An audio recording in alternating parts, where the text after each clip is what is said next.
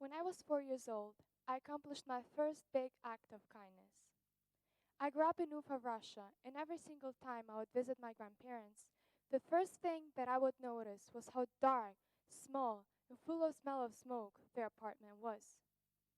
By the time I was 4, I had saved some money, mostly coins. And when I thought I had enough, I gave them all to my grandparents, thinking it might help their economic situation. The following week, they bought a new, enormous house, much bigger, with a colorful garden and a patio outside. I was so proud of myself. I helped them buy it, I thought.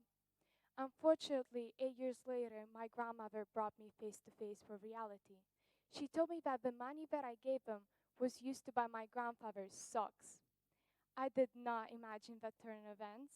I was sad at first, but then I understood that the important thing is not how much you give, but the caring thought and action behind the giving. In fact, they told me how much warmth and happiness it had brought them. The love that you share with others in the form of small acts of kindness is worth more than any grand declaration of romantic love. These small acts of giving are what makes a person's day. The reassurance of not being alone, of having someone or something to live for. I learned that the hard way. I would daydream about it with perfect scenarios, flowers, dresses, prints on a white horse. This was my daily definition of love, or at least that's what I thought it was. As I grew, my belief slowly faded with my first heartbreak that I experienced in my Italian school. Andrea was tall, slim, with beautiful brown eyes and short wavy hair. He was my best friend and boyfriend. We spent hours together talking about all sorts of things. We understood each other. He loved me and I loved him. This was the carefree and happy part of my life, but the anxiety that I experienced was due to me being subjected to the bullying that I was subjected to day after day at school. There was this gang who would make fun of me and of my nationality. The bully boy leader, Pietro, a chubby, short, blond guy, he saw me as someone weaker and inferior and would find any excuse to make fun of me or hit me. Luckily, Andrea was always there for me, to stand up for me. I knew I could always count on him, or at least that's what I thought I could.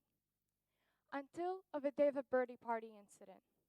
Two other girls and I were playing on the playground when the bully and two boys came and attacked us. Can you imagine how I felt when I saw that one of them was my boyfriend, blocking us and stopping us from escaping? I ended up the one kicked and punched, as the two other girls were hiding behind me.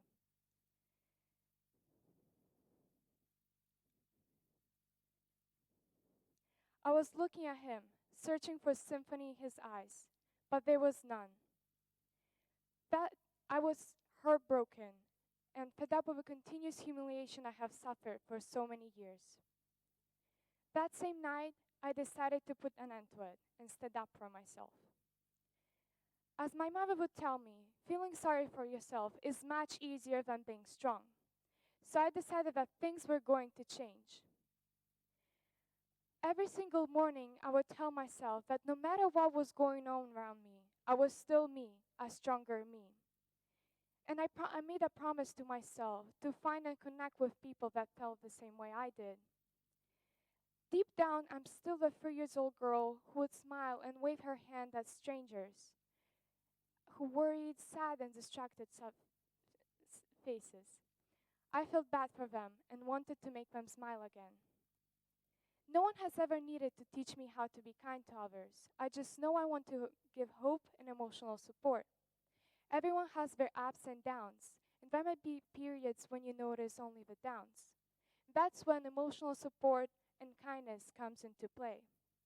I put a smile on my face, breathe in, and while breathing out, I tell to myself, if you don't help, who else will?